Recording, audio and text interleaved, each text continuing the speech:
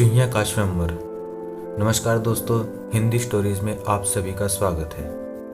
गंगा नदी के तट पर कुछ तपस्वियों का आश्रम था, जहाँ याज्ञवल्क्य नाम के ऋषि रहते थे। एक दिन वो नदी के किनारे आचमन कर रहे थे। उसी वक्त आकाश में एक बाज अपने पंजे में एक चुहिया को दबाए जा रहा था, जो उसकी पकड़ से छूटकर ऋषि की पानी से भरी हथेली में आ गिरी। ऋषि ने उसे एक पीपल के पत्ते पर रखा और दोबारा नदी में स्नान किया। चुहिया अभी मरी नहीं थी, इसलिए ऋषि ने अपने तप से उसे एक कन्या बना दिया और आश्रम में ले आए। अपनी पत्नी से कहा, इसे अपनी बेटी ही समझकर पालना। दोनों निसंतान थे, इसलिए उनकी पत्नी ने कन्या का पालन बड़े प्रेम से किया।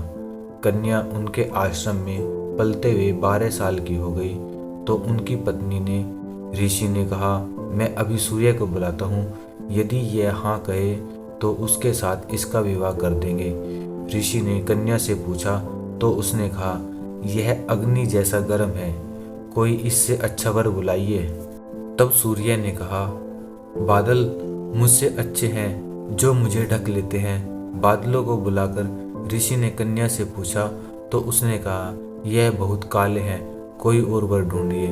फिर बादलों ने कहा, वायु हमसे भी वेगवती है, जो हमें उड़ाकर ले जाती है। तब ऋषि ने वायु को बुलाया और कन्या की राय मांगी तो उसने कहा, पिताजी यह तो बड़ी चंचल है, किसी और वर को बुलाइए।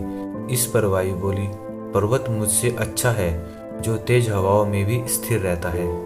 अब ऋषि ने पर्वत को बुलाया और कन्या से पूछा।